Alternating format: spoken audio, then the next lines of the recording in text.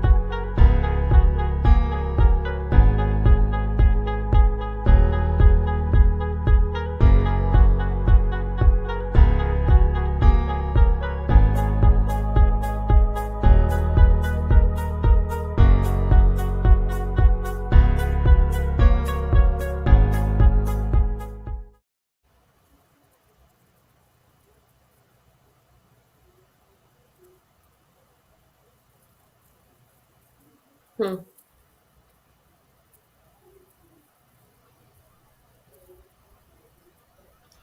Well, happy Saturday, everyone. We are back Saturday at noon with another edition of the Watch Dogs.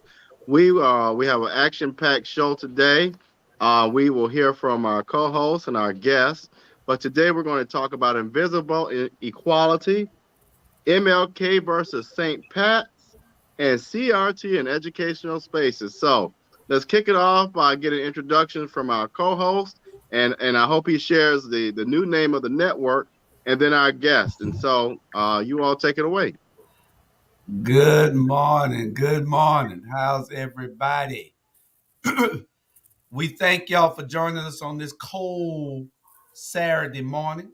Welcome to the Watch Dogs. We have a awesome guest with us today, Alderwoman, mayoral candidate, Mr. Gibson Carter, our shero, our shero for this city, this county, because you speak in broad terms about everything all over this county and all over the state.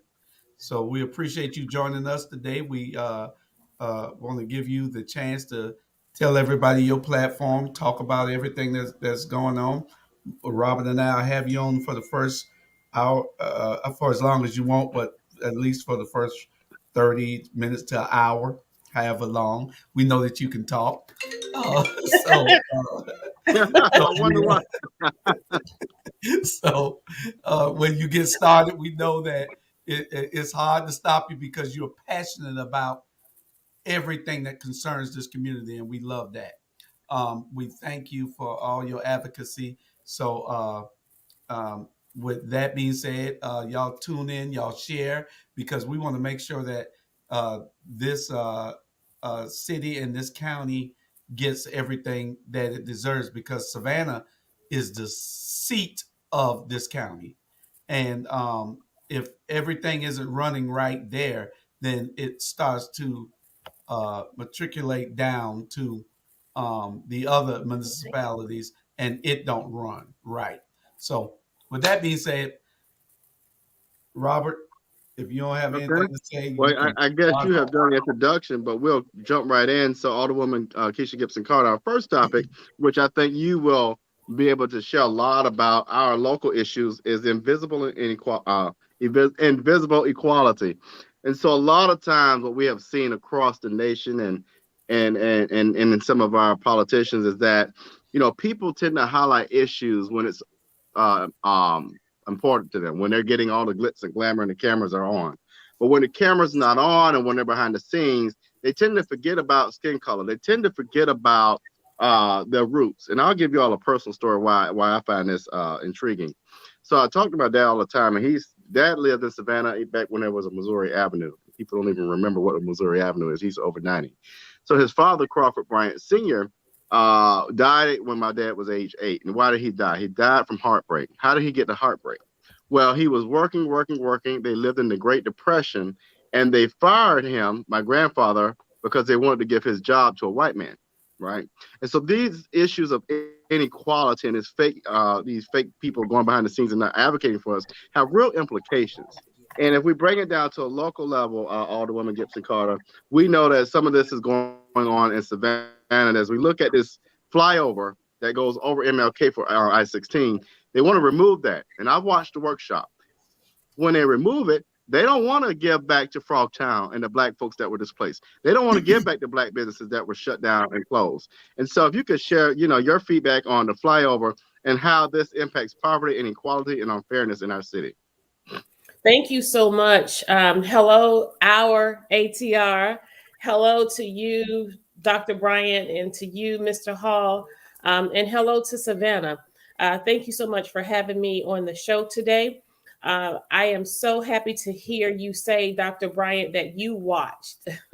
You didn't hear a news recap. You didn't hear a soundbite, and it's nothing no one told you, but you indicated that you watched the workshop.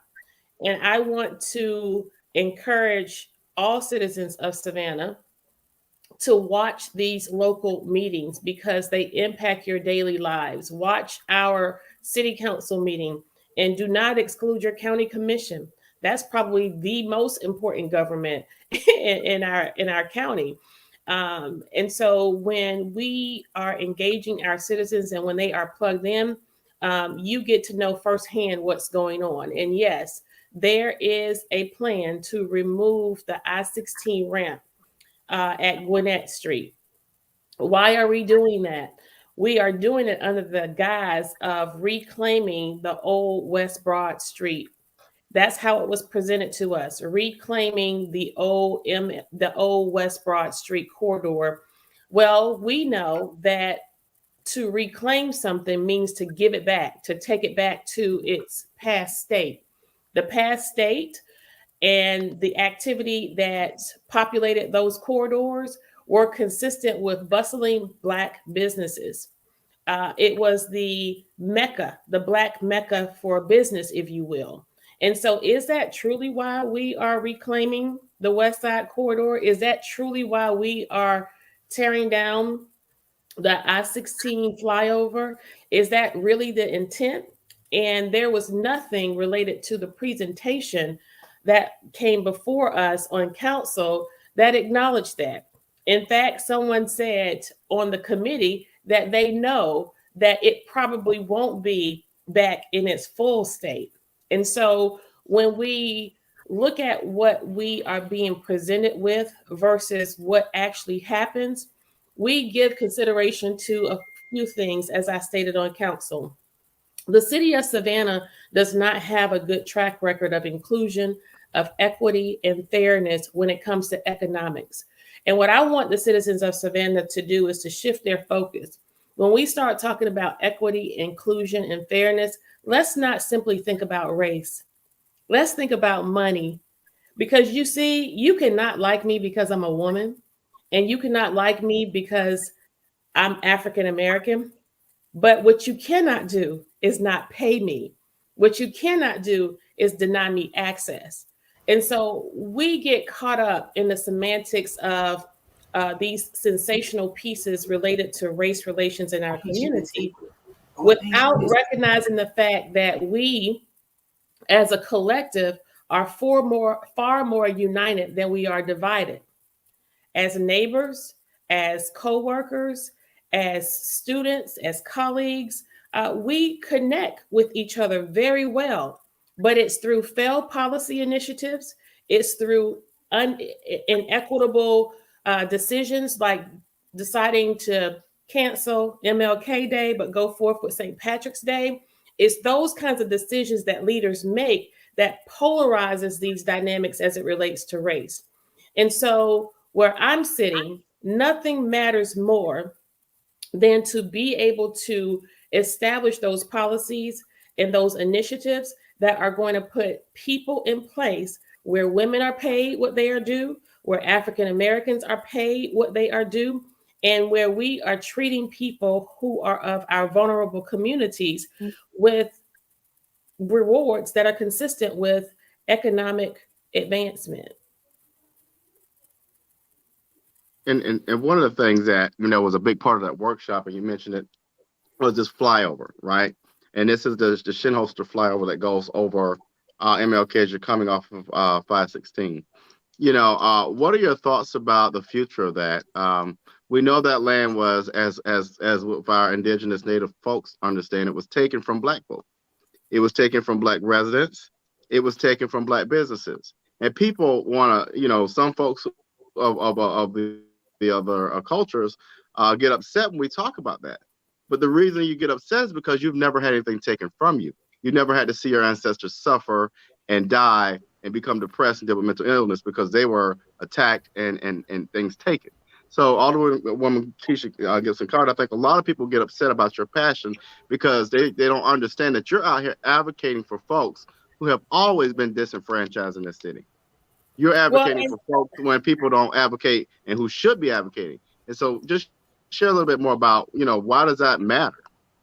that's a great point. Thank you for bringing that up. When you look at the pieces concerning me, and I want to start to help people understand whenever you are presented with anything about me, try to dig a little deeper and find out the issue. I don't know if it's my hair, my makeup, my clothes. I don't know what the love affair is, but I wish the love affair was with what I am saying as it relates to the issues. Consider this, Dr. Bryant. On the other side of the ethics complaint that was so sensational, I made the top lead of stories for all three stations in the newspaper for like a whole entire week. People who live out of town even knew about this and was calling me. But what people did not know was what were the actions or the inactions that led up to what she was actually saying or trying to get across. And that was an attempt to cheat the city manager search process. Amidst the mayor's maneuvering and attempting to get someone in the rotation who had already been bumped out of the selection process, I very eloquently and passionately acknowledged my frustration toward the process. I didn't curse a council member. I never cursed the mayor. I cursed the process. And so as we move forward, here we are today. I've been in office for 2 years and we have 4 city managers. So why isn't anyone talking about the poor management and leadership where we could not establish a city manager? We went through a course of bringing back a person who had served the organization 20 years ago, Michael Brown. You resurrect this guy, bring him back to do more dirt to the city of Savannah, notwithstanding the cloud of which he exited, which was not ethical, which was not favorable, which violates ultimate ethics and standards where elected officials or a married person should behave themselves. But we bring that individual back, but you judge me harshly because I acknowledge that you were cheating, right? And then let's fast forward to the reprimand. The reprimand, again, Dr. Bryant, when the focus is shifted, when we are majoring in the minor things and we're not focused, understanding that the greatest enemy of direction is confusion.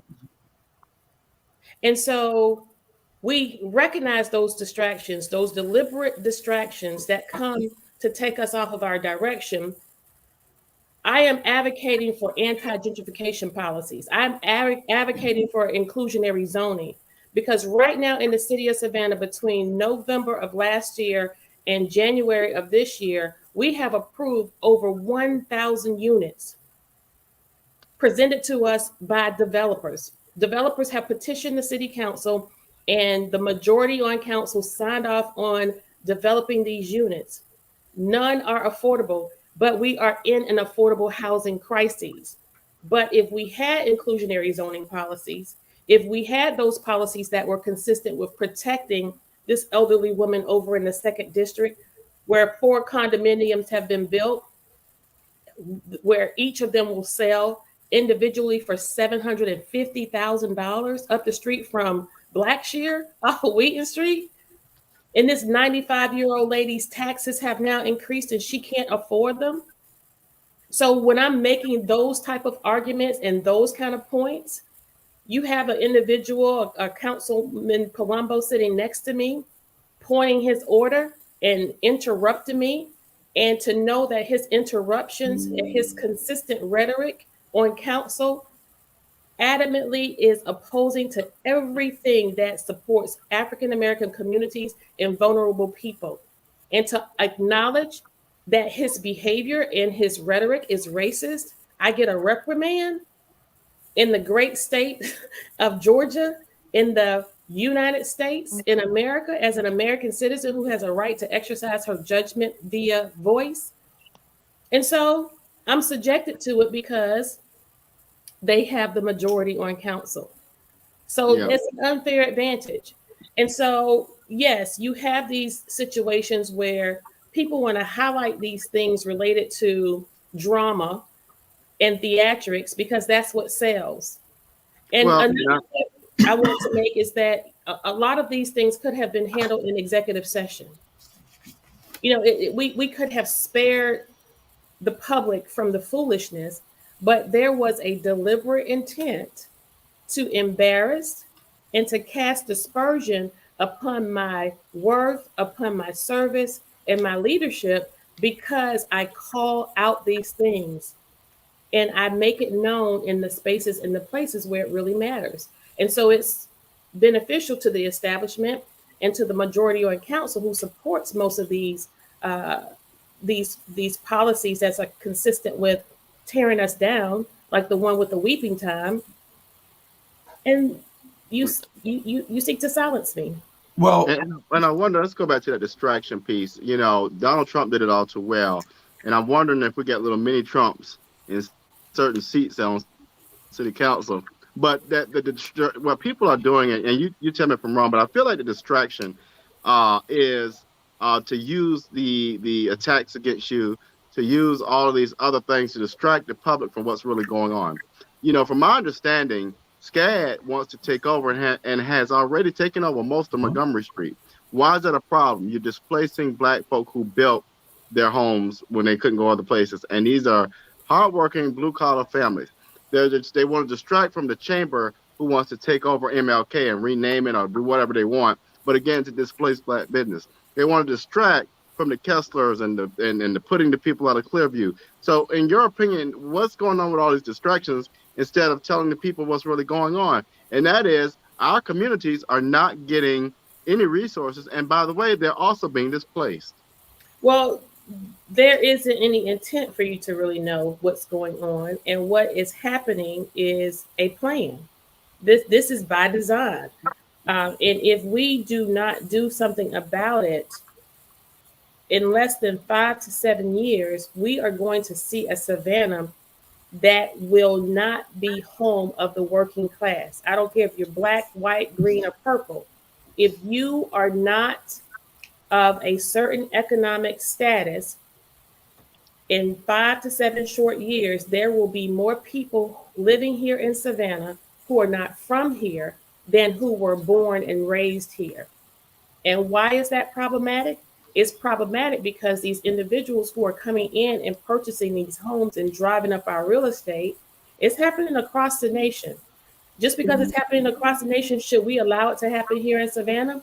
The piece that's problematic with that is that most of these individuals are buying these homes as their second homes, as vacation homes, or as Airbnbs. And so we as Savannians, we have to decide, what Savannah do we want to see? I can't tell you the countless number of calls that I get from residents who work hard to maintain their homes in their neighborhoods, to know that their corridor has now turned into what resembles a hotel due to the influx of Airbnbs and bed and breakfast. We want people to be able to generate income via that avenue, but we have to incorporate those policies to assure that there is protection for the neighborhood, as well as responsibility for those business owners to return some benefit to the community when those neighborhoods are disturbed. And so um, that's the best way I can describe to you. I know that between SCAD, student housing, between Airbnb, the influx of what we are experiencing by way of our tourism industry here in Savannah, affordable housing is nearly becoming obsolete. And when we are approving the petition of developers who are in rapid pace creating these condominiums and these high rises that people, everyday average people can't afford, we're going to be in a situation where um, households are going to have to band together and live together. Well, Yeah. although my Go ahead. my problem is and has always been the fact that when they focus on you, that they don't, and I've never seen them just focus on you and then focus on what you were talking about. You already hit on it, but that is my biggest problem. How about what caused it? How about what caused the reaction? They never do any in-depth investigations or stories on the root cause of it. What was she arguing about? What was she advocating for? And that's the problem with the media. It is, it's the distraction that so they can get away from the issue at hand and make us forget all about it, talking about bad behavior. It's not bad behavior, it's advocacy. What you're doing is advocating for the people. And see, people don't understand it's a new type of government that we're trying to bring in. It's a new form of government. It's a new form of advocacy that we want to do things for the people, not the way that it's always been done. And see, and they have a problem with that. The old gods, like this idiot on here right now, Mike Ellis. We know who he is. He's the same guy who brought the thing up on me here in Port Wentworth when I was running for mayor. That's Jody Hawks. We know who he is. He got fake Facebook pages and he get on acting like he okay, but we know who that is.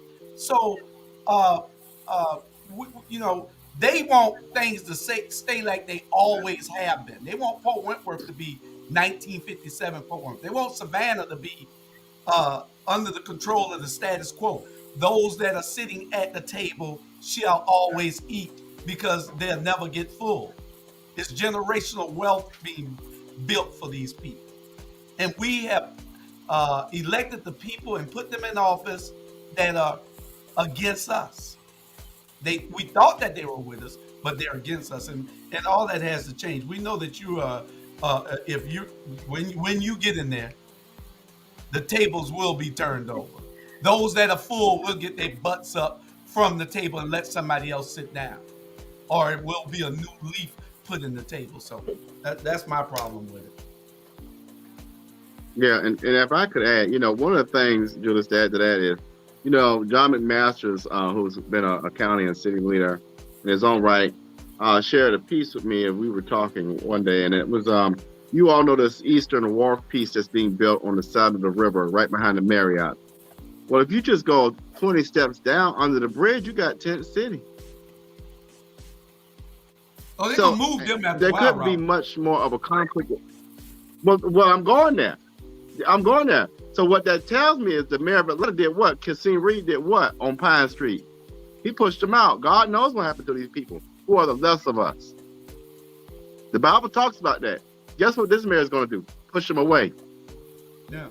I And just where you don't gonna push them understand. to? Where you gonna push them to? The There you go. weeping I don't time know. problem. They're That's gonna the push them to problem. the weeping time problem. I guarantee they'll have tents set up somewhere in West Savannah after a while. But Well, they don't understand the advocacy of these people, of Keisha Gibson Carter, Vanetta Bryant Lanier, and Alicia Miller Blake. They don't understand the advocacy. My problem is with those county commissioners, where their advocacy at, where they should be well, you behind them, got county operating commissioners. as You one. got county commissioners. You got county commissioners that don't even know the history of Savannah. Who tell you when you ask them about what's the historical value of weeping time, and they say, why does it matter? So when you got folks that look like us who don't care about, ignore, and push aside their own history, we're in some very serious trouble. And I don't I need just you telling me that you support the Weeping Time property and the advocacy that we're doing over there, but then you don't show up with your physical body. You don't show up on well, the tube giving all that. Hold on. And well, yeah, my problem is that they can get a whole lot done if they show some solidarity, standing up with these other officials who are there, then things will change. They're not going to just run over all these elected officials because it's a price that comes with it. It's called re-election. So, well, they just bull BSing us, and we need to do something about it. well. Here's the thing: for all the Kesslers in the world, for all the city council folk and the county commissioners that are getting kickbacks, yeah, kickbacks. I said I don't mind saying it. You're not gonna do all this behind the scene line if you ain't getting no kickback. So why don't you take that money, at least offer them a meal? Why don't you take that money and help build some real housing? You got the housing over there for the veterans by Blackshear. Why can't we expand that? I remember I went over there to I think it was Randy's a couple of days ago. You know that land, the piece of land back there. There's plenty of land. It used to be Hitch Village, part of Hitch Village. Mhm. That was my babysitter, so I remember. But don't go give that land to another. I guess that's Kessler's land too, huh? But we won't go there. But all this plays into poverty, and we have Alderwoman Keisha Gibson Carter. You know so much, and you're very versed, and you have great ideas. Poverty is attached to crime. And Mhm. we still have city leaders and a chief that can't figure it out. The best we can do is let's blame mommy and daddy. That's not a real solution. Help Right. us understand, how do we alleviate poverty to help alleviate crime? Well, a lot of the crime that we are experiencing in Savannah is structural, i.e., the failed policy initiatives and failed opportunities we've had to present legislation and adopt legislation. We thereby become culpable as a government in the crime that's so rampant on the streets of Savannah. And what citizens of Savannah should know is that the crime we are experiencing now, the level of crime and the amount of crime, it puts us in a public health crisis situation. We are amidst a crime crisis.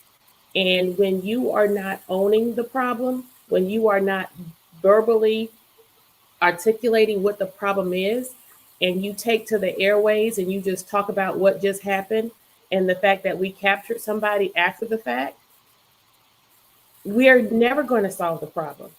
We're never going to solve the problem until we are honest and acknowledge that we have a huge problem with morale within our police department, which translates to us losing more officers than we are able to recruit.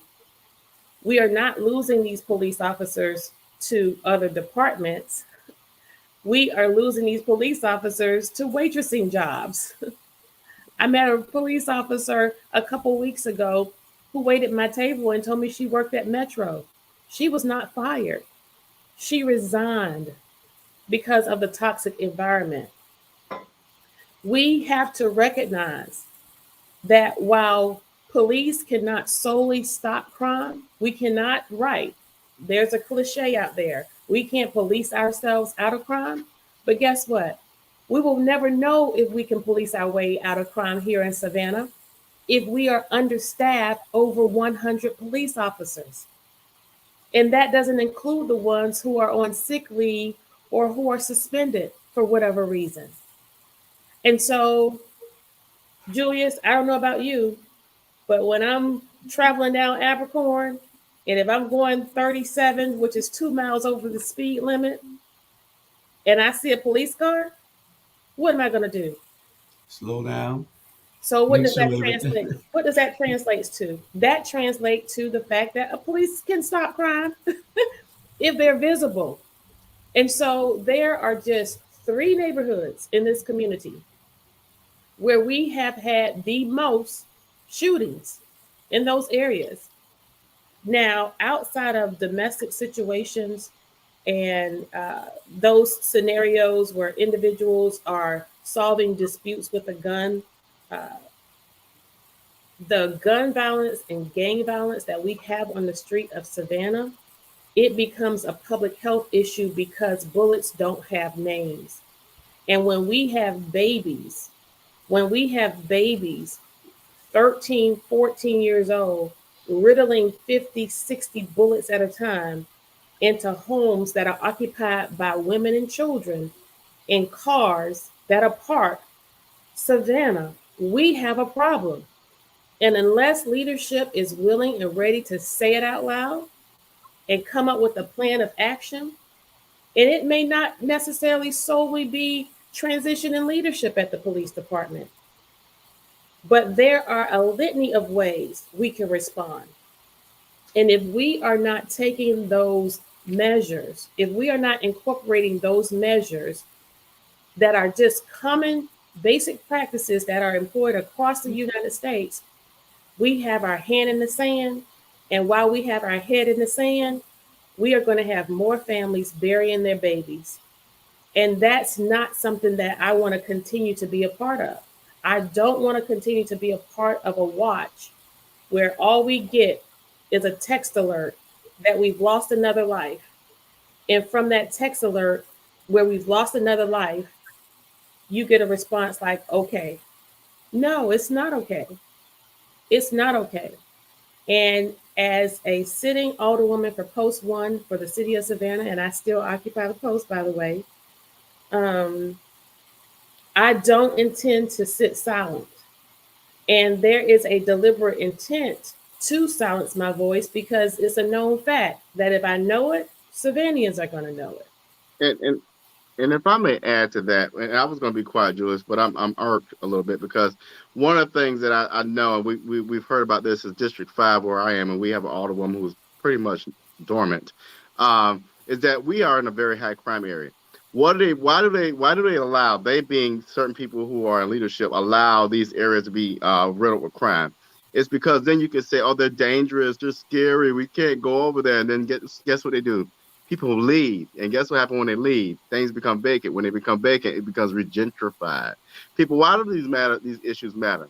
You all can sit here and talk about the 3 alderwomen that go out and advocate, and you may not like the way they advocate. But at the end of the day, a lot of these neighborhoods you see around here are being taken over and allowed to be riddled with crime so that they can regentrify. As I said earlier, SCAD is on their way of taking over the entire Montgomery Street, which is Fowler Park, Tatumville. Those are black families. Those are historic black neighborhoods. And so you can call people what you want. You can allow your neighbors and your white neighbors and all that and to tell you these things. But until you've experienced it and looked at it and watched these elderly black folk lose their homes, don't come talking about nobody when you don't have to live in the struggle. Well, one of the dynamics, to your point, Dr. Bryant, when you look at who crime is happening to, and you look at who is committing crime in Savannah, most criminal activity, particularly that involving gun violence, happens to African American men and boys. Most of those people committing those crimes are African American men and boys. So again, we have to look at approaching reducing crime in our neighborhood from a multifaceted approach, right? And so, why isn't anything being done about it? I submit to you that nothing is being done about it because of who it's happening to, right? If there were any other demographic who were dying on the streets of Savannah at the rate that African American men and boys are dying, we'd be calling in the National Guard Armory. We'd be calling President Joe Biden asking for some assistance. But I submit to you that while we have been in this COVID crisis, we have had more African American young boys under the age of 18 die from gun violence on the streets of Savannah than we have COVID. But we're not concerned about that. We want to implement a mask mandate. We want to implement all of these other policies and get people all excited and get their focus shifted. Now, don't get me wrong. COVID is real. The pandemic is real, and we are still in it. But by now, I think we got it. We are a part of a very sophisticated and advanced government. It is needed. It is necessary for us to be able to take care of multiple issues all at one time. We can't be so laser focused on COVID that we lose sight of crime. We can't be so laser focused on COVID that we lose sight of what's going on in this community by way of gentrification, people being pushed out of neighborhoods. Clearview. We can't be so laser focused on COVID and hide behind equitable policies that don't really exist in a task force that is useless. Not the people on the task force, I may add, do not mix my words, but in its scope, when you are not engaging the people based on the work that the task force committee members have done, how do you vote to desecrate the weeping time? So again, we cannot keep with this duplicitous behavior, saying one thing and doing another. Stop gaslighting the people. And what I want to say to Savanians, as I said on a show last night, as citizens of this city, we cannot relegate our basic public safety, our ability to live in harmony in our communities. We cannot relegate that to friendship, relationship, and kinship. This is not a popularity contest. This is really and truly about the life and the legacy that we will hold close or lose here in Savannah. If we keep connecting with people just because we like them, I don't want anybody to like me so much that you don't hold me accountable for my inability to respond to the basic needs of our community. Julius, I Awesome. want you to talk about this opportunity zone that Rebecca Rose brought up and what that means. And I think as you talk about it, I want every viewer to get 5 people and write a letter to Senator Warnock. Do not put opportunity zones in Savannah. But Julius, help us understand that. Uh, uh, I think you would be the expert on that because on the opportunity, either Rebecca, because of the opportunity zones, I haven't had a chance to find out where they want to put them at. Well, just Um, in general, what are they? You know what I mean? whether the opportunity zones, Right, right. Like when an area becomes an opportunity zone, does that just give the government an opportunity, pretty much an opportunity to just come take well, over or make well, this no, place no, easier? it's not in that fashion. The opportunity zones are created for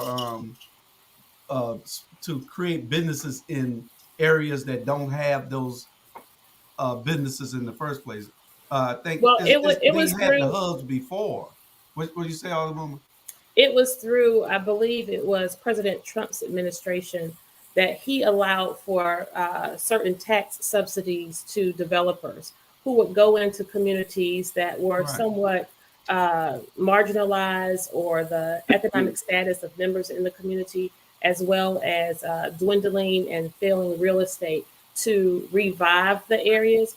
But via their development, in exchange for them returning to the community some form of a benefit by way of a job or a service or affordable housing, whatever that economic benefit that developer deemed uh, equitable in response in exchange for what he was given, they would get a tax break somehow. And Unfortunately, it's almost like unfortunately, what Alderwoman Bryant Lanier wanted to do the um, with the Ivory Bay, with making sure that those companies come in that and came make in those with the investments. right, exactly. Yeah, and so what we have not done here in Savannah, again, we let these opportunities get ahead of our responsibility to create policies so that when people are taking advantage of these opportunities, they have to adhere to these rules that our government set. Unfortunately, with the rollout of the opportunity zone, there's no real teeth in what those economic advantages these developers should return to the community should look like. They left it up to the communities to establish those policies, right? And so, have we done that here in Savannah? No. Do we even know what we've had developers literally come to us before council seeking approval for their development, where I myself acknowledge you are building in an opportunity zone. What is your benefit? And they don't know what I'm talking about. And so that's just how behind we are. And so, once again, we are foregoing opportunity to the community. Take, for example, with this impact fee ordinance I presented to council that's finally going to see a little bit of light and get over the hurdle. Well, there's so much missed opportunity. You know, an impact fee is not a tax on the citizens who currently live in the neighborhood. It's a fee that developers will pay that will make sure that when you start creating another subdivision in the Highlands, guess what? We want to make sure that you are also offering recreation services, a park, library, police department, fire department. That entire community at Highlands has one fire department, no police department. And so, how fair is that to the people who first moved out there when there was only 4 or 5 subdivisions? Now we got 10, 12, 13, 20 of them out there. And so when we are not availing ourselves to opportunities in real time to make sure we're taking care of these people, when we're not forecasting, and when we are allowing those who are takers to take all and not pay their fair share, this is what we get. And that was I was You about you to get say. you get you get bottlenecks of the people can't even drop their kids off in carpool because of the traffic. And we don't have enough police officers to go out there and help with the traffic. We have to. It's crazy. Yeah, I was about to say what Ivan said here, that uh, the opportunity zones are the descendants of those enterprise zones or enterprise hubs that from back in the day when they used to incentivize businesses to come into poor neighborhoods and start businesses and pay them. And I went up on the opportunity zones, but I guess it's just exactly what it says. It means just what it says, and the enterprise zones also. Well, Same thing, benefits only those rich people that come in, put businesses in our areas, and you can see it all over the city of Savannah now, with businesses that pollute and don't do anything for the neighborhoods. so it sounds like we need to be writing Warnock, and everybody on here get 10 people to write Warnock. No opportunity zones. Right, Senator Warnock. No opportunity zones in Savannah. Period. Until we can get good policy that gives us a framework of how to do this. Otherwise, every every neighborhood from Liberty City to Cloverdale to Tatumville will be wiped out, and every black business will be disenfranchised. So no opportunity zones, Senator Warnock. Let's write these letters. Well, because you Let's know write what these they're letters. going to do, Hey, they're going to tear down buildings to make room, buy all the land. It's a regentification, gentrification going to start everywhere in the city. When you don't have any way to build, what you got to do, you got to buy property, tear it down, and build what you want to build in those opportunity zones or those enterprise hubs back in the day, like they used to be. But yeah. that's just part of the problem. Also, they're going to slowly move you out, out, out, and then there's no way we can't afford the um, the homes, the rent, and they pollute. They come in with more traffic into the neighborhoods, and there's no incentive for us to have those enterprise zones in our neighborhoods because they don't do anything for us. People come from all over Yeah, everywhere else to work at these places. yeah. And one of the things Rebecca just posted, I would love for us to go to the Metropolitan Planning Commission. Everybody in the city of Savannah should go to Google, type in Metropolitan City of Savannah Metropolitan Planning Commission, look in the 2040 plan, but look at all the other things that they have in the MPC. So these are the things, these distractions that they have with the attacks on the alderwoman and all this other mess are to distract you from the real facts. If you go to the MPC website, you'd be floored to look at the master plan that wipes out a lot of the things I've already told you. Take my word for it, or you can go look for yourself. But if we could get back to the fees, one of the things that we have is a special pending local option sales tax plots. And it alarms me that I understand, and this is just something that floored me, that certain older women in certain districts like ours in District 5 did not advocate for splash funds to do projects in this area, much less than even cared about anything, I guess because they didn't get kickbacks. What does splash do, and why is it that certain areas are left out and certain areas are left in? Well, it depends on who you have at the table advocating for you. Take, for example, with the last SPLOS, that's where the arena project was birthed, right? The single largest construction project in the history of Savannah, 165 million SPLOS dollars allocated to that area. Um, that's the first district. That's the district of the that was the last district of the current mayor. And so here we go with this novel idea of an arena. I support having a new arena in Savannah. I just don't support it in its current location. How is it that we can, you have a set of leaders at that time, can sit at the table knowing that the drainage issues, the flooding issues in Cloverdale, Carver Village, and Brickyard is what it is? How is it that you can utilize and budget for and allocate $165 million, 19 million of those dollars going into dirt and grass for a parking pad, and not give a hill of beans about the pre-existing conditions that exist just 2 blocks up the street? Like, how do you do that? So when you have individuals who sit at the table and they're not advocating, you can say you are advocating, but if you're not being vocal about it, you know, the only way we get half of what we get done because we have been closed out and locked out of the agenda process for passing legislation on our council. The only reason we get a third of what we get done is because we come to you, we come to the public. And so the member in the fifth district and the former alderman for the first district, Van Johnson, they could have very well have been telling the public, they had the same access that we have today, what was really going on. But when you look on paper and you see that the friends of the previous administration are now the financial friends of this current majority on council, then you see why we're not really getting anything done in those districts. But now that I've put out this acknowledgement that I will be running for mayor, I guarantee you, anything y'all want, you better start asking for it because you will get it.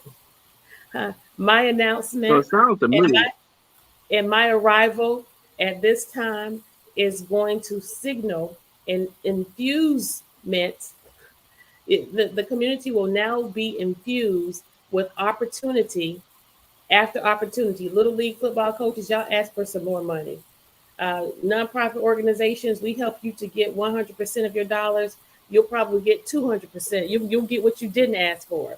You can have whatever you like. How does the song go? You can have whatever you like, right? Because we have exposed them. And I threw a monkey wrench out there by acknowledging that I'm going to run for mayor. and so it seems to me, and now people can see why you're so passionate.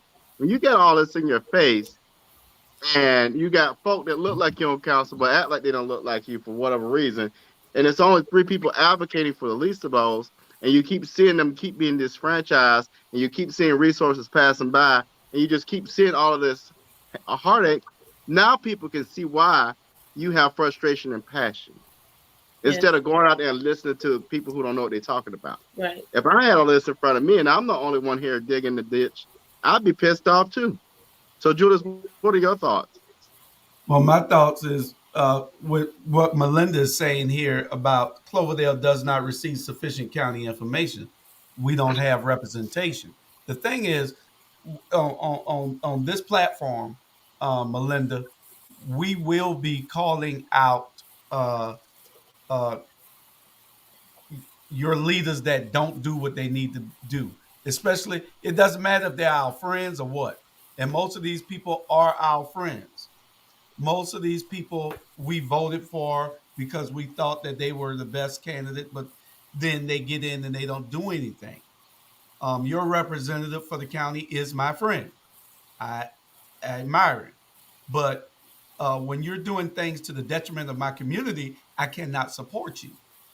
And I will not support you unless you start standing up. If we're not voting for any damn body anymore that don't stand up and advocate for the people, that's out. Don't even call me. That's out. If you're not advocating for the people, we don't need you and we don't want you. And we're going to do everything that we can to make sure that you don't be in that position. You Well, got to the thing stand up. is, the thing with that, Julius, is this important that we make this point, and I'm glad you said that. We don't have a crystal ball. Unfortunately, you all would have never guessed. You would have never guessed that the group of council persons who entered this office in 2019 and subsequent in 2020, November of 2019 and December of 2019. No one would have ever guessed things would have resulted in what we have now. I truly believe that most of us who were entering politics for the first time came in with a spirit of altruism, minus Mayor Johnson and minus Stella Shabazz, because they knew exactly what they were doing. But for us who were political novice, if you will, I truly believe even those who oppose me on council now came in with the intent to do the right thing. They wanted to make a change. They wanted to respond to the call and to the mandate that was a sweeping indictment when almost all of the council members were voted out. But in short order, when you enter this arena, if you are not able to resist the payouts from the establishment, if you're not able to resist the madness of the media that feeds your ego, if you are a person who is already of little substance, you will find it very, very difficult to resist being snuffed out by the real council of Savannah. And that's the invisible people who you don't see. And some people call them the puppet masters, right? And so my tagline when I ran for office was not for sale. I can't tell you exactly where that came from, except for just one morning I woke up and thought, oh, that's yes. I did not imagine how much that would really mean in how I conduct myself on council today. There is no amount of money, there is no opportunity, there aren't any dinners, any rides in private jets, any invitations to the Christmas parties and the galas. I don't want any of that.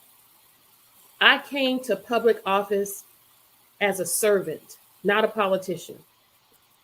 I worked for 25 years on the front lines of the worst hurt that this community has to offer, from victims of rape and child molestation, victims of domestic violence, homeless families with children, youth who were members of gangs, and seniors who were nutrition insecure.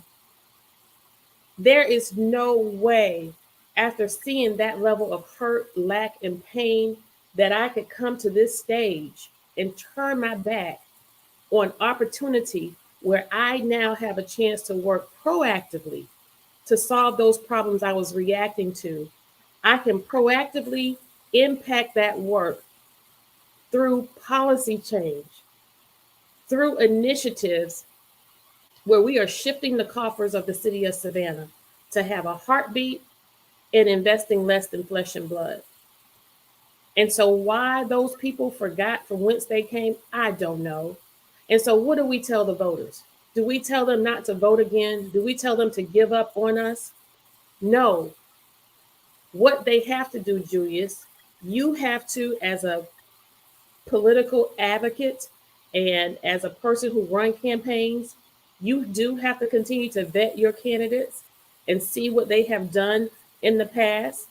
Because in politics, more than face recognition and name recognition, people want to have talent recognition. They want to know what your investment has been in the community previous to you running, right?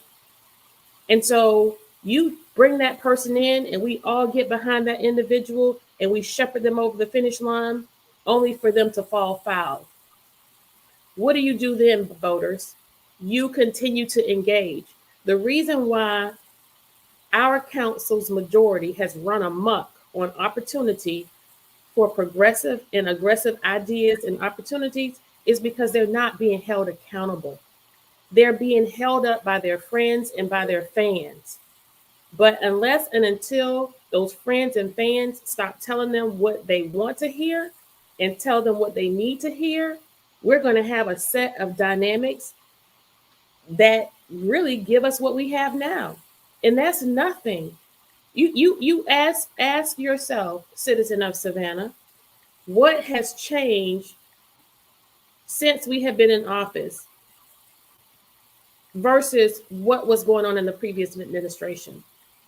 I submit to you, we essentially took the baton from the previous administration and they are running with it now. There's And no that's the God difference. honest truth. There's no difference in the last administration and this Right. one. At And least we so, knew they were going to do it to us. And this right. one, they fooled us. And you're right. We got to vet these candidates a whole lot better. Um, one thing, and I was just telling my wife, one thing that um, I'm going to start doing. I learned something from Charlie Brown back in the day. He told me he don't deal with campaign managers. He only deals with the candidate. I'm not going to deal with campaign managers. If I can't deal with the candidate themselves, unless it's a national, if it's one of those national campaigns where I can't get to that candidate, but locally, you got to deal with me and me only. I'm not calling your campaign manager. I don't want to talk to. Don't call me. And that goes for everybody. If I can't talk to the candidate to tell them what I need them to do or what needs to be done, you can't talk to me no more. I need to see whether you're genuine, whether you're going to do what you need to do to advocate for the people. I'm 60 years old. I ain't got time for this no more. I don't. I don't. I got to rectify all the things that I think need to be rectified from my 60 years on this earth. So Well, if I got another 40, then that's what I'll fight trying to do. But I'm not playing with these people no more. Yeah. like it, John and I McMaster think that said something about Savannah pure politics. John, that's Curtis Purdy. It's fine. It's off. Look, I listen. we're gonna talk about the smaller things now. This is not my first rodeo. It's I'm not moved by those behaviors in the least. Um, I've had a lot of people reaching out to me and asking, "Am I okay? It's so horrible what is happening." This is what I Yeah, signed up for. What people should know is you did not send me to a Miss Congeniality contest. I'm not in a beauty pageant here. Under that gold dome is an underbelly of an experience that you would not imagine. These people don't play fair and they don't play nice. And so when I am in battle, because that's essentially what it becomes, warfare, when I am in battle, I don't look at this. I told somebody the other day, y'all sent me to a gunfight with a butter knife. So, you know, I can't fight like a girl. I can't fight like a girl, y'all. I gotta whoop them like a man. Listen, as You we kind do. of think, but you talk about we talked a lot about being bamboozled, and if we shift gears a little bit, across the nation, we are seeing the number of cities that have both MLK celebrations and St. Patrick's Day celebration. But it amuses me. Well, not amuses me, but it confuses me as why is it such an issue? And I get COVID. I get COVID. I get COVID. I just planned a major MLK celebration and we made some modifications. So, with that said, modifications can be made. But in cities like our city here in Savannah, we much rather cancel MLK, but we find a way to make St. Patrick's Day work. And we're proud of that. So again, it's another opportunity where I'm seeing it don't matter about the black folk just as long as we take care of the other folk. Y'all help me understand that.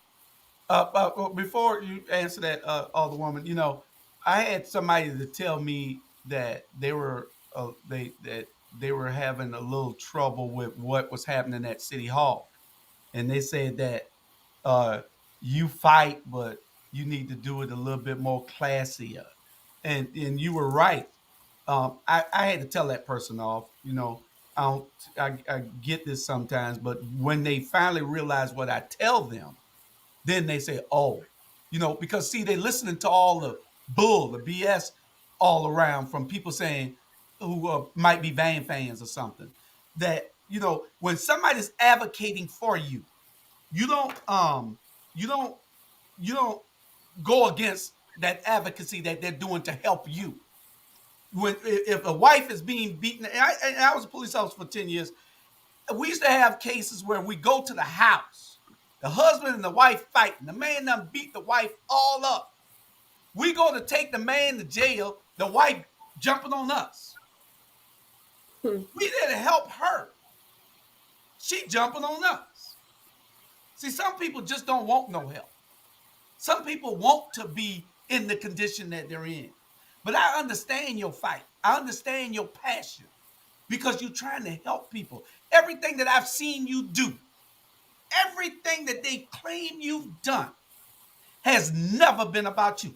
I looked into it. I see it. Everything that you have championed have been for the people. And why these people can't see this? What are they, idiots? I mean, what y'all looking at? This woman is fighting for you. It ain't about big business. It ain't about her pockets. It ain't about no lifestyle. She's fighting for you. She's advocating for you every day. And if y'all black women don't understand that, y'all got a problem. When somebody's fighting for you, talking about you want to be classy. No, you be classy and go vote.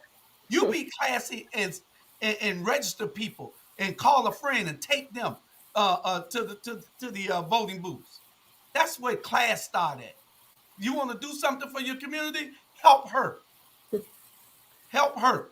Well, I to mean, your point, Julius, about the piece related to domestic violence. You talking about my work now, but the example you gave, when we look at why that dynamic exists when a battered woman doesn't leave the abuser, we have to look at the matter a little deeper than the actual fight, right? And that's when we start to understand why people look at what we're doing on council the way that they do. Um, Leaving or disconnecting from a person who you like, who you care about, in the instance of a domestic violence situation, who you love. That person could be paying your bills, that person could be your lifeline, and you just sincerely love the individual. And in the African American community, when it comes to women and their mates, even amidst challenging situations where the police are concerned, that sister doesn't want to be that sister to take the black man down. So we have that dynamic, right? Then we have the element where there may be some strong connection to that individual emotionally, financially, psychologically, whatever the case may be.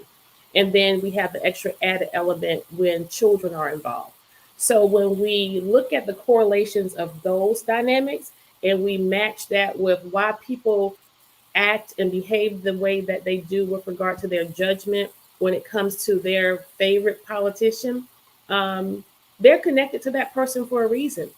You know, we are so quick to put our faith in people, especially in politicians, because it's easier. One, you have people who don't even understand this world. I appreciate the fact when people tell me that they had never known as much about local government and politics until we got to the table, because we are able to frame the narrative and regurgitate the information in a manner in which everyday people can understand it. But not only do we do it in a way that they can understand it, we do it where we make them feel like they are a part of it. And so when people have put their faith in that politician who has gone awry or who goes south or who the police have to come and you got to take him out of here, they get upset because now who am I going to put my I have cake on my face. This was the man. This was the champion. This was the one that was going to take me over the finish line. I was on the winning team. Do you know what it feels like to be on a losing team? Do you know what it feels like to be with a winner and then you have a losing season? I know, you know, as a Blue Jacket, you as a Wolverine, Robert, are you a Bulldog? Oh my God, no, when's the forest? So you're not right. Okay, so That's a we good Mom get one. and it, Dad have Julius. bulldogs though. Julius, Julius, you and I get it. We've been winners all My our kids life. get it. Blue Jackets and the Wolverines. But the Knights and the Warriors, the Knights and the Teray, Warriors, Teray. you know, when we so do y'all get it now? So when you have all of your faith in the Knights and all of your faith in the Warriors, and we rah rah rah rah rah rah, yo, you know that tiny winning streak they had, that little tiny winning streak, Teray, Teray. and Let me then sing you the song. all of a sudden we losing. But guess what? You're losing, but you're still a warrior. You're losing, but you're still a knight. But does Mhm. your alliance to being a knight, does your alliance to being a warrior matter to the detriment of your life, of your health, of your safety? And that's why the Blue Jackets and the Wolverines can always hold their head up high.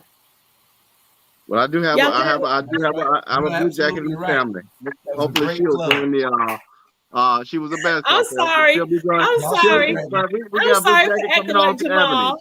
That's it. We got a I'm blue sorry. jacket coming on Thursday to Ebony Sports, so that's all right. You get a I'm pass sorry. I'm sorry for acting like Jamal. I'm sorry. I'm sorry. today. But no, let's jump back on that MLK thing because I haven't said it's going to be in July. My response is y'all can keep that. Dr. Yeah, King for birthday real. one in July. That's just like saying that's like Dr. King saying we're gonna postpone the civil rights movement till next year. That don't make no sense to me. Yeah, yeah, exactly. Exactly. That's Yeah, dumb. I said yeah. it. We just had a police shooting just now, but we're gonna wait till 2 years from now to protest about it. Yeah. That's Right. delayed justice. Um, Well, they've I been got a problem with people blindly supporting things and just going by what um, not being connected to the community. And I let's take Warnock for instance. He's from here. He's from here, but he doesn't know anything about here no more. He only knows about what's in Atlanta. That's where he's been the better part of his life. He or grew what up certain here. people tell him, like this mayor. This mayor, you got to Exactly. That's understand, what so I'm they have getting to. closed those meetings. That's what Yeah. I'm getting to. But he has to Mm-hmm. understand. He don't know the what how the wheel is turning now. He doesn't know the dynamics of what's going on and the chemistry now that's being developed in this in this county. So if the mayor calls him and asks him for something, then he's going to write some phony form letter saying he supports it, Hmm. which he probably don't if he talked to the people. You got to be connected, especially from where you come from. You got to be connected. and it's got to be outside of the elected officials. You got to have the pulse of the community, the pulse of the people, and then you can do things and say, "Well, let me get back with you and investigate that." What the hell you gonna move that flyover for? And what did Shinholster carry his sorry self there talking about? I'm sorry, I Don't don't be want to be nice. called names here. Uh, Talking about moving the flyover with his brother name on it. He wants it torn down because of what? What is the good reason to tear that Well, but flyover? here's the concession. Well, here's the concession. And this is let me back up because I don't want all the women get a little bit of water. But here's the mess that went down, y'all. And you call me what you want, but you call me racist, but you can't. A black person can't be racist. We ain't gonna go about that. But I'm gonna be real. I'm gonna talk very plain to y'all. You got a board of all white folk. Now we're gonna say it's 10 white folk and you got one black folk. Makes no sense to me, but hey, it's called tokenism. It is what it is. So what the concession was, we're gonna get rid of the bypass, the overhang, the whatever. And we're gonna rename, since your brother's name's not on the bridge anymore, we're gonna create a park for that. See how that just worked out. Mhm. Now, if it's my brother, I'm going, sounds good to me, right? The problem became when you don't realize that your brothers and sisters that own businesses on MLK, your brothers and sisters that were displaced from Frogtown many years ago, they're not benefiting from that. So it goes Right. back to what the alderwoman said. You now are taking a kickback, a buyout, a bag of cash, but your brothers and sisters are being displaced. That don't work for me. So in that deal, I don't blame him for saying, okay, this my brother will still be honored as he should. However, you're gonna still take care of my people. See, that's how you got to stand firm. What we have now are people that say, oh, let me get the bag and get what I can get and run. That's called trash on the flow. When you are a real advocate, when you are a real leader, when you are really rooted in what you understand, and when you honor your ancestors, no amount of money can buy you. Right. The least of those, I'm gonna keep going back to that. When you understand the history of MLK, when you understand who got that road named that, Reverend Benny Mitchell, when you understand what Weeping Town was, you understand that the money is owned by the chamber, and then you just get handing over the deed of your people. That makes no sense to me. And that's why the passion comes from the older women we see.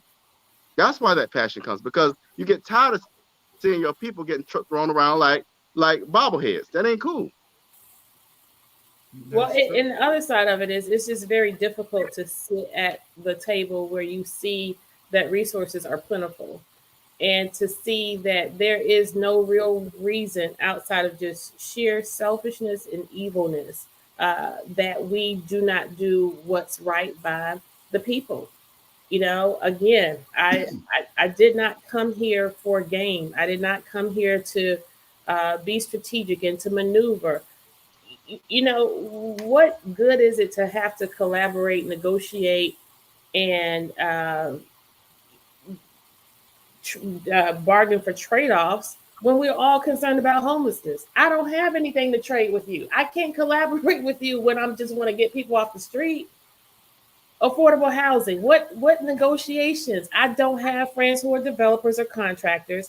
I'm not trying to get anybody I know a contract. I just want to make sure that we are establishing affordable housing opportunities for our people. Crime reduction. What network? We don't even network to reduce crime.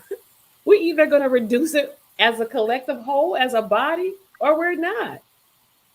And so when you look at those basic things, most of what we need here in our local government, it is not gender oriented, it is not race oriented, it is not party affiliation oriented. It doesn't matter if you're Democrat, Republican, black, white, male, female. When you want your trash picked up, you want your trash picked up on the day it's supposed to be picked up, almost at the time. Uh, When you drive down the street, I'm you gonna don't speak to want that too, Julian. potholes. You don't want potholes ruining your car. When you go to sleep at night, you don't want somebody breaking into your home. And so it's about services. It's about services in your tax dollars.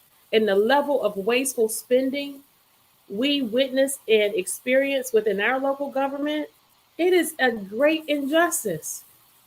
between the bad real estate deals and Hey, let's go to this. the advancing of individuals who don't deserve to be in certain positions, but they're making six figures over people who have more education and more experience and more talent, then we can talk about some equity and fairness. Again, remember, don't get caught up in black and white when we start talking about equity and fairness. Y'all start talking about the money. That's right, because our black people are selling us out faster than anything. What about Yes. this right here, Miss So Gibson you're a Carter? bully. You're a bully. You're a whole bully. How dare you go down there and Well, bully them grown people, them grown folk? well, you Men. okay? So, but again, I don't get caught up in. They can call me. This is not my first rodeo, y'all, and so God prepares you and equips you for where He sends you.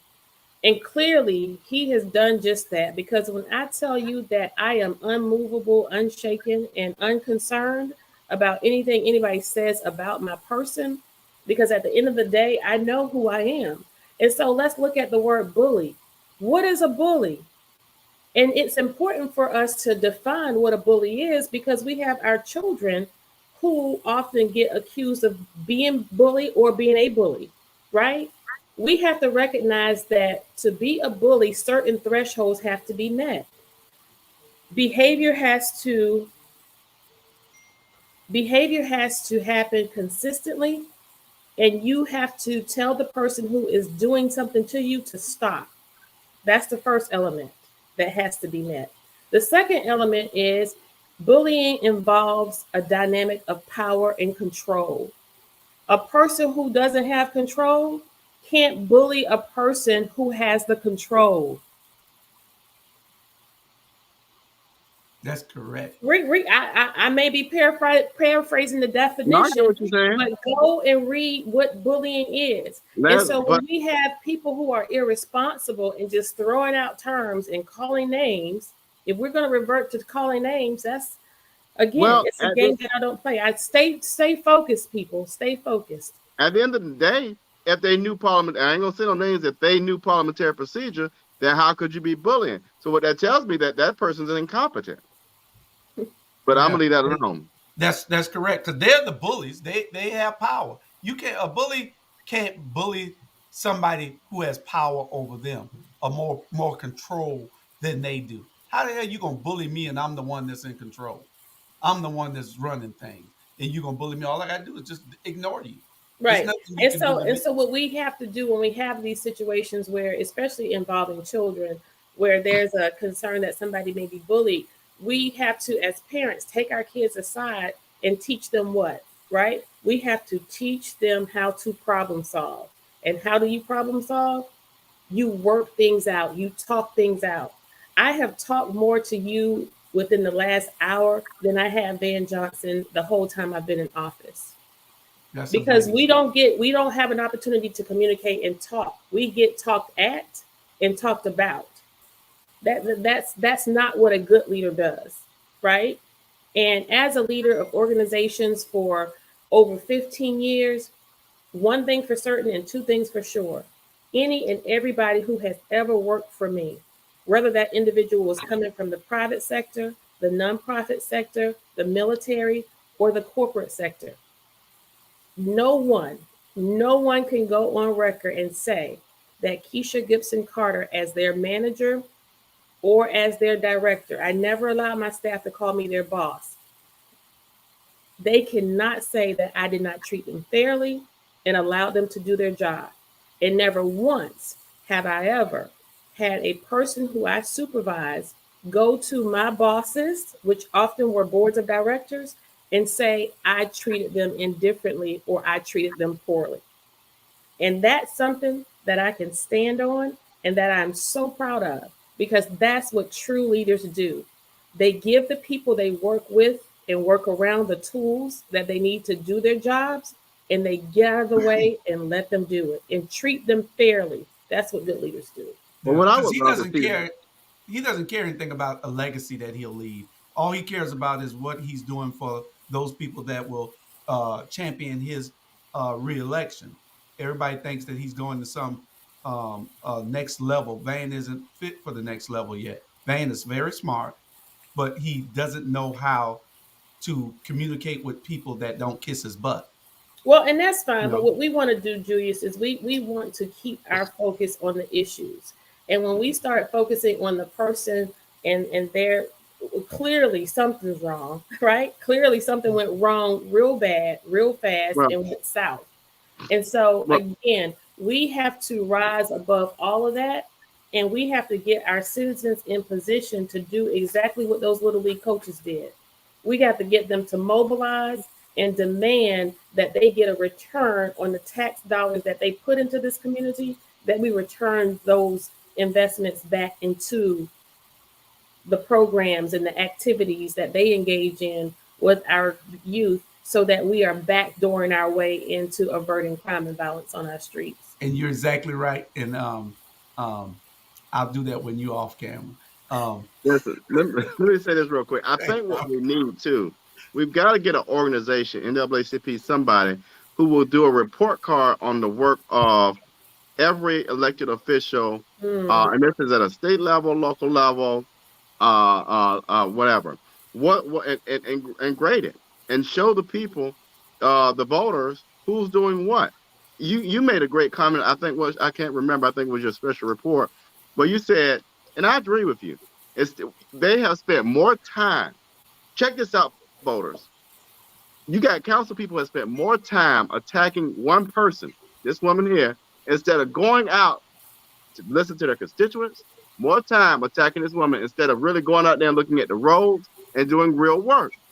So that shows you right there, the folks who are attacking you need to get an F, because I ain't seen nobody bring no legislation forward. But what I've seen you do is create programs. What I've seen you do is get the people together, organize to make sure neighborhoods are clean to avoid regentrification. I've seen you do that. I would love for the others to come on. You have a full invite to come. Tell me what you've done. Tell me what you've done other than sit there and spend time figuring out how to attack somebody and taking money from the chamber. I mean, it's something I haven't seen, man. It's clever in the wrong way. I got to have you on this campaign writing team here, man. Good Lord, this man he is awesome. He's borderline brilliant. yeah, I would say leave borderline off. He's there.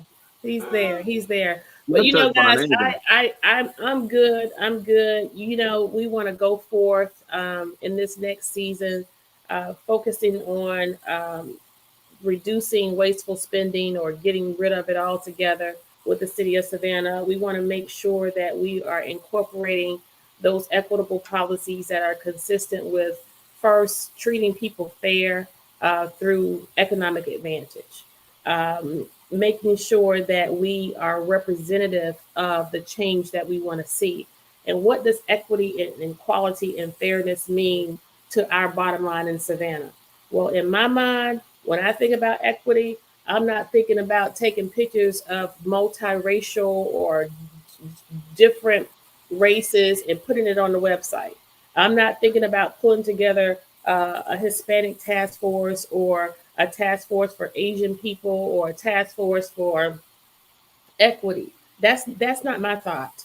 When I think about equity, fairness, and inclusion, I think about holding the accountable, the powerful accountable. I think about having our external partners who are the winners in this community, who are the giants in this community, Georgia Ports Authority, Savannah College of Art and Design, our tourism industry. I think about bringing them to the table and helping them understand what true equity means as it relates to economic advantage. And then we won't have to worry about who's on first, who's on second, and who's on third. We That's won't right. have to hide behind the pretentious marketing materials that give us an illusion that we are a diverse community when we are abusive financially. I want to restore hope to our police officers, those police officers who we expect to protect and serve our communities and our neighborhoods. I want to make sure that we are doing everything possible as leaders of this administration to protect and serve our police officers. We want to make sure that our city staff is healthy. We want to make sure that we are aligning ourselves with the style of government that we are chartered by, and that is a council manager form of government. That means we give the city manager the tools that he or she needs to do their job, get out of the way, and let them take care of our staff, make them healthy, make them whole, and make them feel excited about their work. You know why that's important? That's important because your services will be delivered right. Your trash can is not going to be just thrown across your yard when they come and pick it up, because that sanitation worker is going to be happy because he is paid and his boss isn't a tyrant, right? You know, that's the type of leader we want to lead the people of Savannah. And then we want to make sure when it comes to things like property taxes and the millage rate, we are returning back to the citizens of Savannah every chance we get through opportunities to roll back the millage rate, as opposed to keeping it the same in a pandemic, which resulted in people's taxes being raised. We want to make sure that we are focusing on those unique opportunities through uh, efforts like impact fees, so that we're protecting newly established neighborhoods. And then we want to make sure that we are incorporating policies that will forego gentrification, so that we are protecting the seniors in these neighborhoods that have been living there for decades and that they're not being priced out and closed out. And ultimately, we want to make sure we're taking care of our future. We have to take care of our children. The children are the future of Savannah. We have parents who are sending their kids off to school out of the city, and we have them matriculating at universities and colleges in the city. The chances that your children will stay here in Savannah are slim to none. One, they won't be able to get the pay necessary to live here. So they're going to leave here where they can get paid and where they can get adequate housing. Well, and you talk about the children. Funny, you. This is a great segue to one of our other topics, and that is this idea of critical race theory. But I don't want to talk about critical race theory with you all. I want to talk about this new thing that's coming up across the nation that's being ignited in Florida. So, Georgia, you're next. When you think about your children going to school, whether it be K-12 or college or whatever, and they want to take race out of school. And we know when we came up, Christopher Columbus discovered America. Apparently, black folk never did anything. The white race was the great American dream, and they were going to make America great again. So when we think about this idea in Florida, they want to take race, gender discussions completely out of schools. What does that mean, and how does that impact our future? Well, I think it means that the only thing that they'll be able to teach is math. How the hell else can they teach anything? They can't teach anything but math if they take those things out. The only subject that race, gender, and sex doesn't touch is math. So I guess everybody just gonna be some math whiz from now on in Florida. Must be But crazy. what bothers me is, it interests me that we are supposed to ignore everything about our heritage. We are supposed to ignore that really most inventions were by what? Black folk. We're supposed to ignore that the White House, many of our buildings that we walk in, many of the streets that we walk down were done on the backs and blood of our ancestors. We're supposed to ignore the fact that River Street, those little openings, is where our people were held and caged. We're supposed to ignore the fact that whipping time exists. We're supposed to ignore the fact that Cloverdale, Liberty City, District 5 was built on the backs of blue collar workers when they couldn't go anywhere else in the city.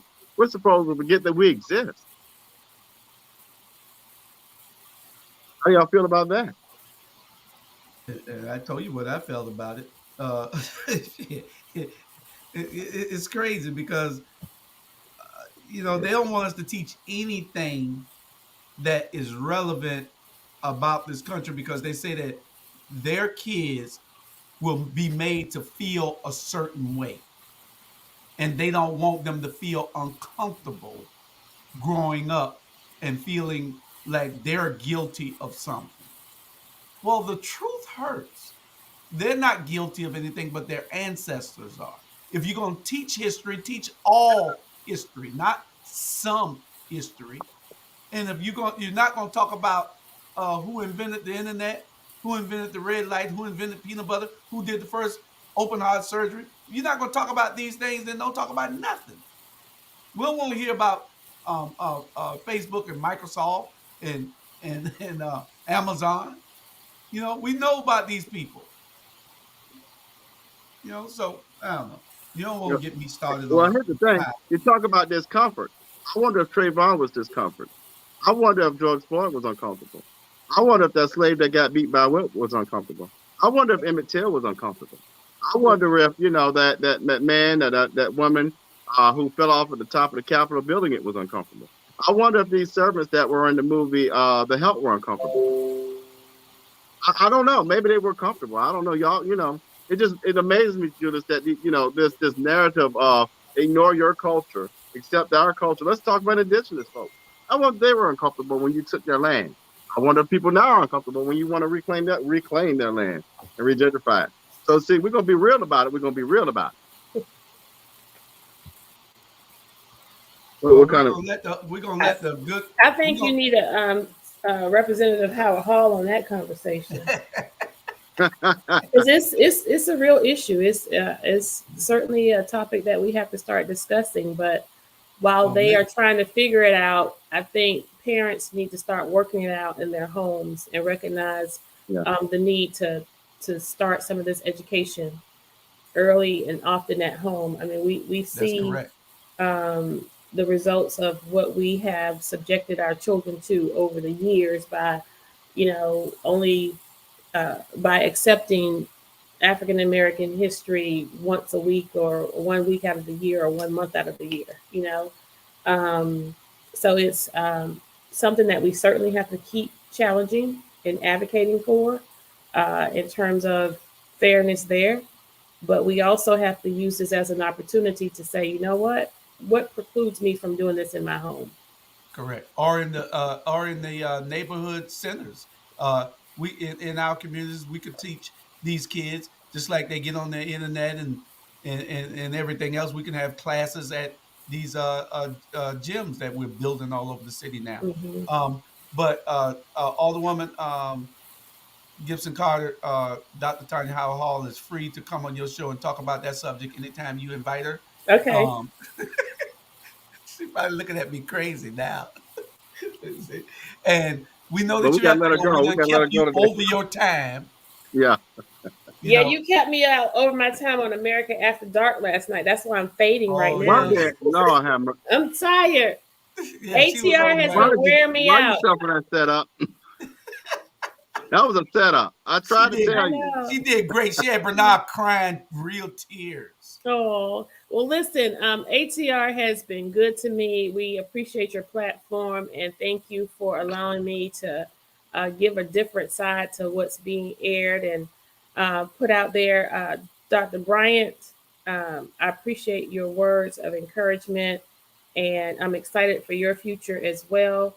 And Mr. Hall, we just thank you for cracking the whip.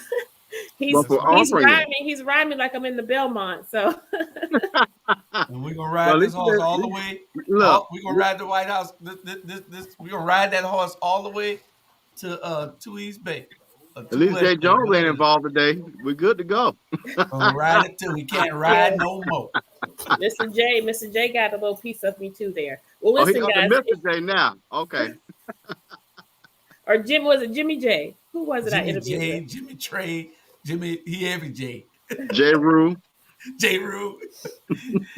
Alderwoman, any last closing words? And you can take yourself out after you give us your parting words. I just want to say I love you, Savannah, and I'm here as your Alderwoman at large for Post 1 still. Some people think that the when the council voted to remove me from the chair of council, that I somehow got voted out of office. And that is as far from the truth as can be. The people of Savannah sent me to the seat, over 11,500 of them. And I suspect that they and a handful more will get me over my next hurdle. And so we are encouraged and I'm looking forward to my future. Can you do your closing line? Why worry about the chair when what? I'm gonna put it up. We're going to leave it alone. I'm going to put it up. But listen, Who cares about the chair when I'm going to be the mayor? You Yeah, know, come on now. hey, you know what's so strange about it? And my wife, she always saying she gets these things all the time, and she said, well, according to the policies and the charter or whatever, the city charter of Savannah, they can't even put nobody else in the chair. So why remove you from some Right, position that was non-functional anyway? right. You Well, know, see, and so thank you so much for bringing that up. So when you see that particular element, that alone, Julius, that alone says it all. By virtue of the charter, these roles, and the other dynamic to add is that um, we never function in the role of chair, vice chair, and I forget what the other one is. It's mayor pro tem, right? Mayor Pro Tem probably is the one that has been most utilized since we've been on council, and that is that person steps in when the mayor is out.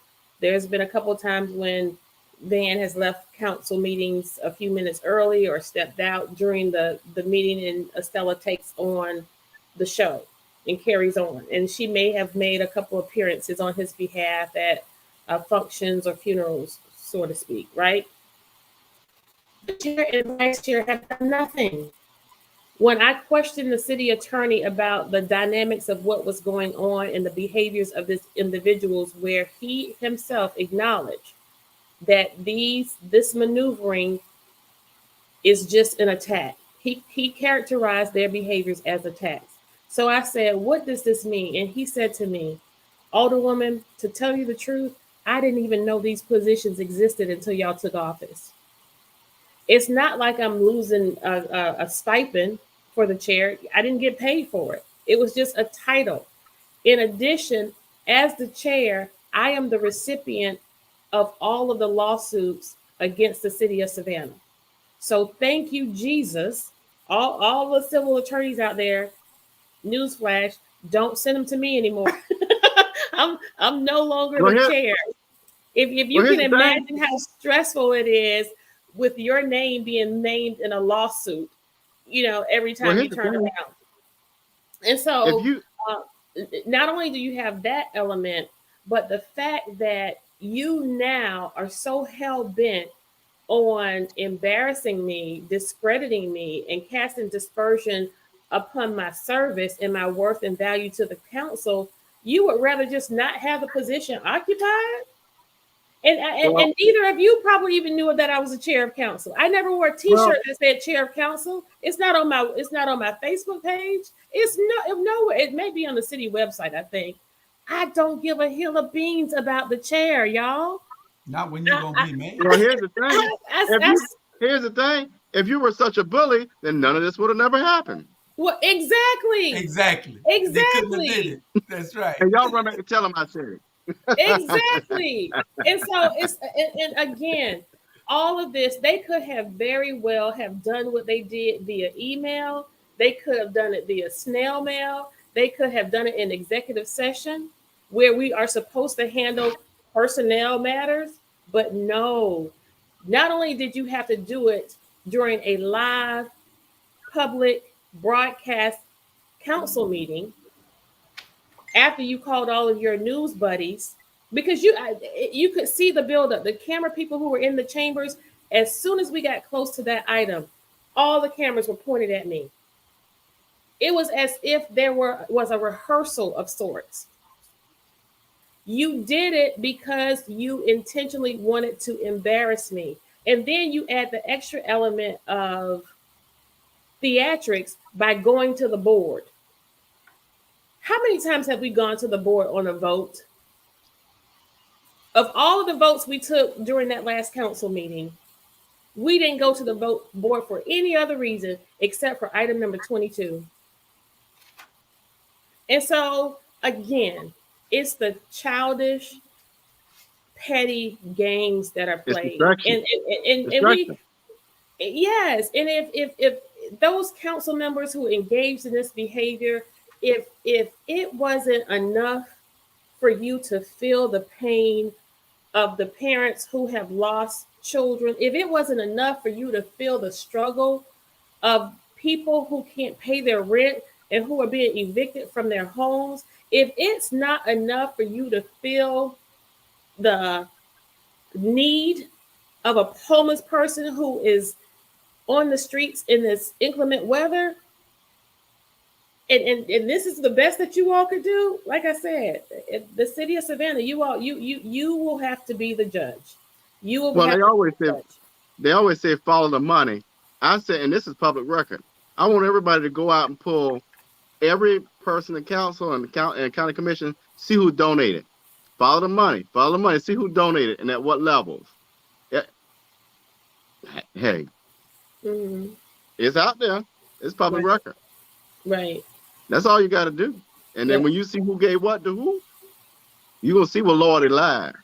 We want to let you go because you'll Yeah, be let's here go. and have us running over time. Because Robert, when he go to talking, Yeah, I just want you to do something for me tomorrow. Um, vote, what is that? Kansas City Chiefs, man. Chiefs, the Chiefs, the This Chiefs, is the not Chiefs. Thursday evening. This is not Thursday evening. The game is tomorrow. It'll be too late. Um, uh, uh, Tanya Tanya, said she get to call you, Alderwoman Gibson Carter, Okay. and we'll get with you after a while. Okay. Thank you so much. Thank you for coming, I really and appreciate get y'all. your popcorn because we coming. All right. I thank y'all. I really appreciate you. we're good All to right. have you now. Thank you. All right. Goodbye, Savannah. I love you. All right. All right, so we got about 5 more minutes, and then we can head on out of here. But great show today, folks. Everybody's been chatting, and we can go back through some of the chats. But I agree with you, Melinda, that some folk got to go. But I do want you all to go out. Julius, what can they go pull contribution records? Is it the Secretary of State's office? Where we can pull what? Contribution, where people have donated to certain people Well, you that can go ran for office. if it's for the city, you can go to the city clerk's office. Yeah, They have to yeah, file it with the city clerk also. yeah. Pull open Board of records. Open election for records is the thing. everybody else. Yeah, look into their personal nonprofits Yeah, and too. you should be able to get it on online if it's filed with the state. It Yeah. shows you everybody. But the thing is, and people say this all the time, and I've heard this, well, be careful, because you're going to run for something. You don't want to make anybody angry. I don't care about making anybody angry. Because if you That don't time stand is for the value, gone. well, here's the thing. If you don't stand for the values I stand for, which is protecting our people and our communities, I don't need your help no way. That's correct. I can guarantee you And this. you When don't I need ran the for seat if you can't get enough people to understand at that the end I'm of the day, when fighting I for ran for you. PAC, I Yeah, had no endorsement from a city leader in this city. Okay. yeah, But guess what? We came with the 3% of striking with a bare bones budget. So at the end of the yeah, day, this ain't human work, this God work. And when you understand that, you don't worry about all that noise. yeah. Some people are just after they like celebrities. They like to follow people who they think are in the it. Um, I don't need you to follow me. I'd rather not be here on this doing this. I'd rather just give the information. Somebody else could give it out. It's not about me. Ain't gonna never be about me. You know, that I've never been that person. Ask anybody that really know me. I'm never born to be in the spotlight.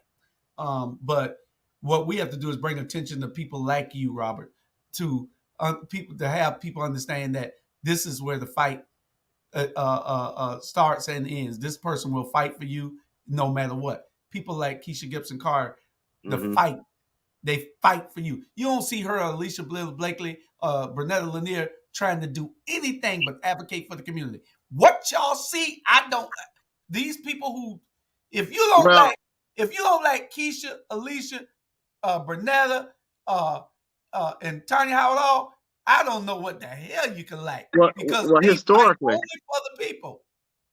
Go ahead, Robert. historically, when black women show authority and push back, they label an angry black person problematic, divisive, all of that. No. What do you all call it when a white male does it? Normal? Yeah. That ain't real to me. Yeah. I'm sorry. And some people might not like my language, but it is real. It's happening for how many years? So you know what? We've gotten so indoctrinated with slavery that we still think is right for certain populations to do and act a certain way. This ain't the help. These women can go down and advocate, and if you don't like the advocacy, don't watch them. Yeah. Donald Trump can act like a fool, and it's okay.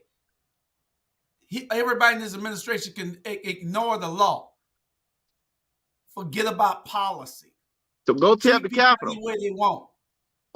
And it's okay. But then when you have somebody that's fighting for you, y'all show me one time where Keisha, Alicia, or Bernetta was doing anything for the benefit of themselves. Right. And then I will say you're right. Show it to me. It didn't happen. These women fight for the community. They fight for the people.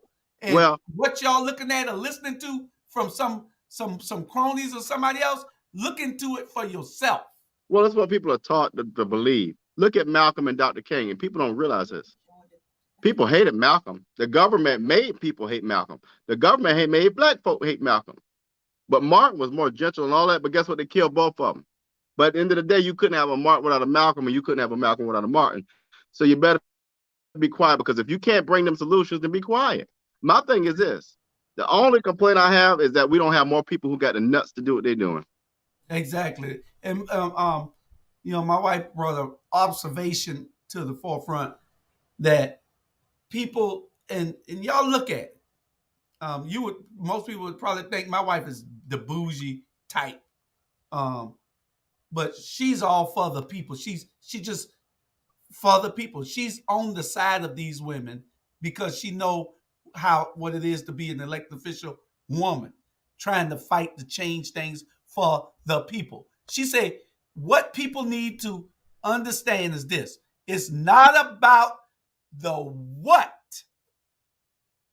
You got to start looking into the why. Start with the why. Yeah. Start with the why. Why is Keisha doing this? Why is Bernetta doing this? Why is Alicia doing this? Why is Tanya Howard Hall doing this? Why? And everybody, if you could start saying the why. The why. Don't worry about the what. What happened? Why did it happen? Investigate that. Bring the news to the people. The mainstream media does not care about our communities. So they're not going to investigate the why. All they care about is the what. And every you know what? time, what? We got to get to the why. So we got to start doing some serious pushback too. And so with that, I'm gonna say this. We talked a lot today, and I'm gonna tie this all together. Give me 2 minutes here.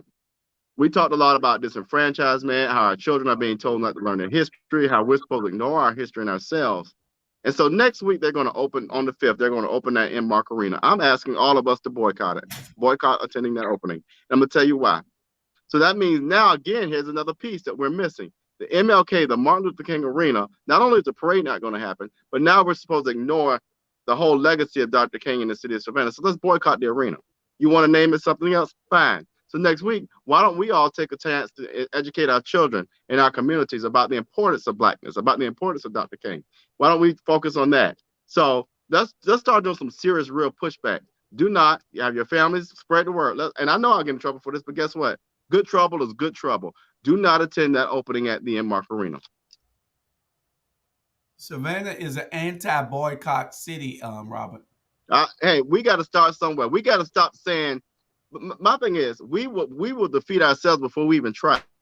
So if you really care about the business, we got to do it. No, I'm with you 100%. What I'm saying is these people do not stand up to protest anything. And if they do, it's for 1 minute because they don't have time. We don't think that the issues of the people are important. That's the problem within the Black community. They have divided us for so long that we feel like if there's any unity, something is wrong. Well, that's how they're able to get away with the stuff that's been happening. Is that for far too long? Again, it's chipping away. One of my vice president at work told me, you just keep chipping away till you get what you want. And guess what? Sooner or later, we're gonna lose Fowler Park. Sooner or later, we're gonna lose Silver Terrace. Sooner or later, we're gonna lose MLK. Because they just keep chipping away. So we're going to keep being silent? I mean, I personally won't. I'm going to say what I got to say, and I'm going to stand for what I stand. And I do not stand for the fact that you're going to wipe out a whole culture but for the on the backs of the chamber and the money. That don't make sense to me, and I'm not gonna stand for it. Well, we want to thank everybody for tuning in. We want to thank y'all for your responses. Make sure y'all share it with your people. Just go on, click on share, and share it with all your friends. More options and go to friends.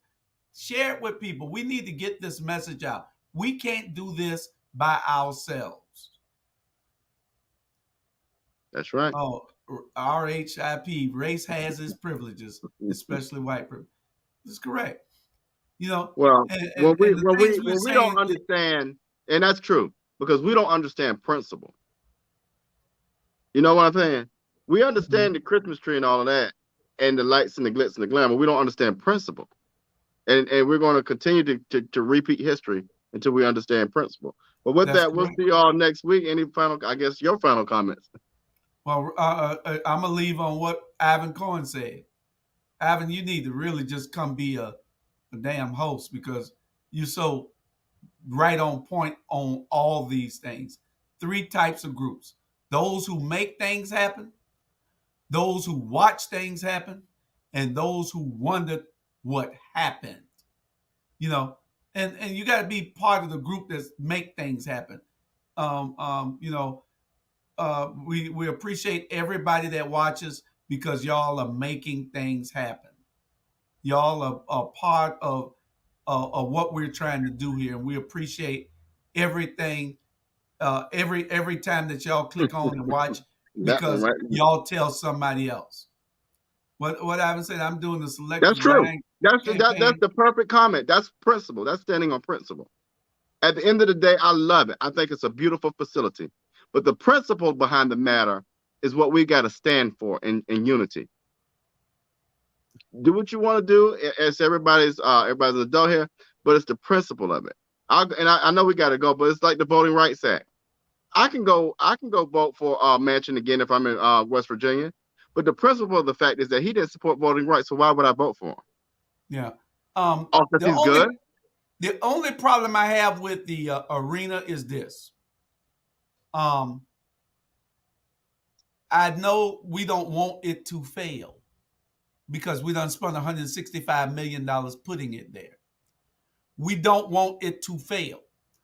But we do need, like John said earlier, in 2006, it was brought as infrastructure for the community, but it ended up being um, a tourist attraction for downtown to flourish. Um, and so we don't want it to fail because when we change the administration in about 21 months, and it's going to be changed, bank your money right here, it's going to be changed. Call me if you don't think it is, then hedge your bet. It's going to be changed. I want them to be able to go in with something that they can work with. Nothing that is failing. They can if you got 4 years to do what you got to do to turn everything around and make that beneficial for that community, then that's what they need to do. But we don't want it to fail. It's in a community where we don't Okay. want it The to arena fail. is what it is. The arena is what it is. I don't want it to fail, but I don't want the neighborhoods around it to fail. What's happening Correct. is that arena was placed strategically to wipe out those communities. That overpass they're talking about is going to connect that MLK corridor to that arena. That's going to be people that look like you and I wiped out. That's what's happening. So while I don't want the arena to fail, if we don't start standing on principle, this kind of stuff is going to continue. And, But we and have we to can't have keep giving passes. We can't keep giving passes because it's all cute and all that. Great, then move it. But we got to have the people of those neighborhoods come stand with us, Robert. I agree, We don't but we're need to not. be. We don't need to be in Port Wentworth, Pooler, Bloomingdale, Garden City, Tybee Island, coming to advocate for somebody who ain't gonna stand up for their damn self. Those people in those I neighborhoods agree. need to get out and come to the arena also. They're the ones that are affected most. I'm not gonna come fight your bully for you if you're not gonna fight with me. That's it. That's it. That's what Keisha, Alicia, and Burnett are doing. They're fighting the That's it. bullies. Then they get turned around, call the bully. How you gonna bully Right, right. somebody There that you has go. more power than you? Yeah. So we just got to have the people to come out and help them do what is needed. Cloverdale will, Melinda Gwen, awesome. Then that's what we need to do. We tell the truth here. We thank you, Ms. Byers, the most We truthful local did good show. today.